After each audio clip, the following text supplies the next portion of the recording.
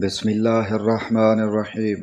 हज़रत अनस बिन मालिक रज़ी अल्लाहु अन्हु से रिवायत है, उन्होंने बयान किया कि हम रसूलुल्लाह सल्लल्लाहु अलैहि वसल्लम के साथ अबू सैफ लोहार के यहाँ गए। ये इब्राहीम रसूलुल्लाह सल्लल्लाहु अलैहि वसल्लम के साहबजादे रज़ी अल्लाहु अन्हु को दूध पिलाने वाली अना के खामन थे।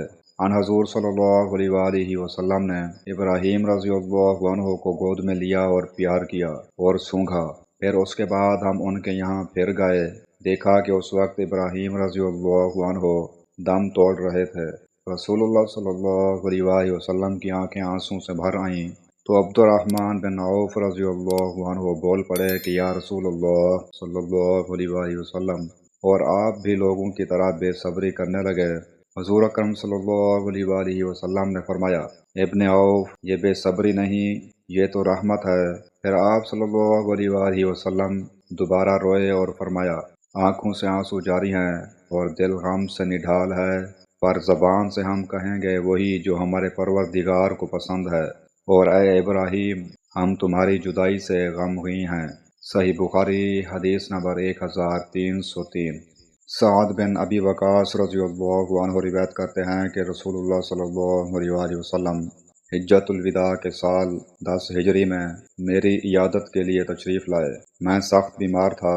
मैंने कहा कि मेरा मर्ज़ शिद्दत इख्तियार कर चुका है, मेरे पास माल व असबाब बहुत है और मेरी सिर्फ़ एक लड़की है जो वारिस होगी, तो क्या मैं अपने 2/3 माल को खैरात कर दूँ?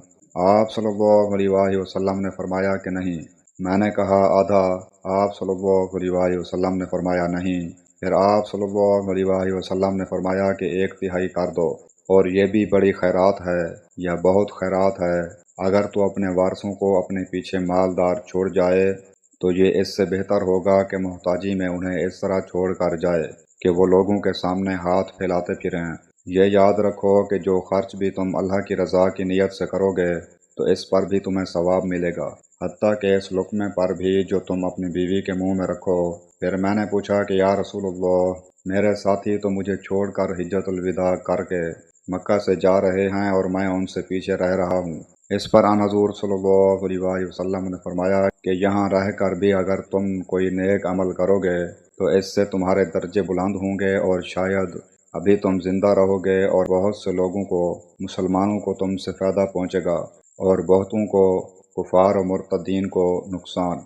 फिर आप सल्लल्लाहु अलैहि वसल्लम ने दुआ फरमाई, आए अल्लाह, मेरे साथियों को हिजरत पर इस्तक़लाल अता फरमा और उनके कदम पीछे की तरफ न लौटा। लेकिन मुसीबत ज़दा साद बिन खौला थे और रसूलुल्लाह सल्लल्लाहु अलैहि वसल्लम ने उनके मक्का में वफ़ात पा जाने की वजह से इजहार गम किया था। सही बुखारी हदीस नंबर 1295।